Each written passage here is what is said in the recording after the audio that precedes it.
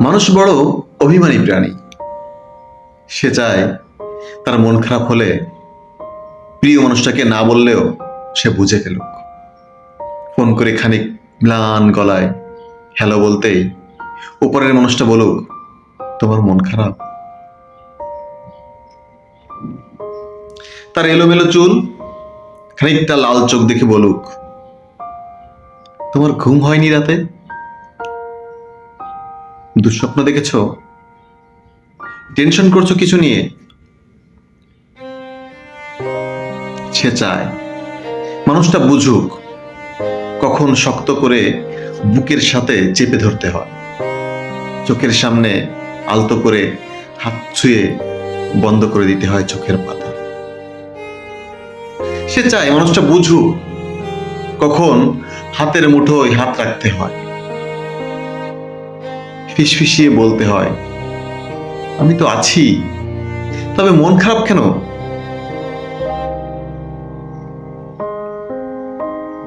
সে চায় মাঝ রাত্রে সে টের পাক পাশের মানুষটা তার মাথার নিচে সরে যাওয়া বালিশটা ঠিক করে দিচ্ছে। শেষ রাতে যখন খানিক হিম নামে তখন জড়িয়ে দিচ্ছে ওম চাদর। সে চায় তার জন্য মাঝ রাত্রিরেও কেউ বাড়ি ফেরার অপেক্ষা করুক, মনে রাখুক তার জন্মদিনের কথা, প্রথম দিনের কথা, স্পর্শ ও অনুভূতির কথা। সে চায় তাকে ছুঁয়ে দেখতে গিয়ে কেউ মিথ্যা মিথ্যি অজুহাত বানাক, কেউ কপাল ছুঁয়ে বলুক, দেখি দেখি তোমার জ্বর নয় তো। অভিমানে দূরে সরে যেতে চাইতেই কেউ বলুক, খানিক ভুল করেছি বলেই দূরে সরে যেতে হবে। তবে এই যে এত ভালোবাসি, তাতে আরো কাছে আসা যায় না? আরো আরো কাছে, অনেক অনেক কাছে।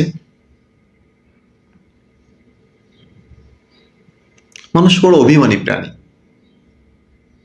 তারা দুজনই কেবল ভাবে এইসব ওই মানুষটা করুক, ওই অন্য মানুষটা, কিন্তু শেষমেশ করা হয় না কারোরই। তাই কাছে আসার রঙিন দিনেরা ক্রমাগত দূরে সরে যাওয়ার ধূসর বিবর্ণ গল্প হয়। মানুষ বড্ড অভিমানী প্রাণী।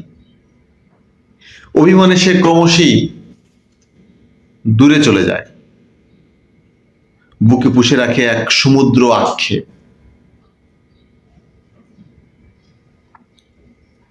ধন্যবাদ। মানুষ বড় অভিমানী প্রাণী। লিখেছেন সাদাত হোসাইন।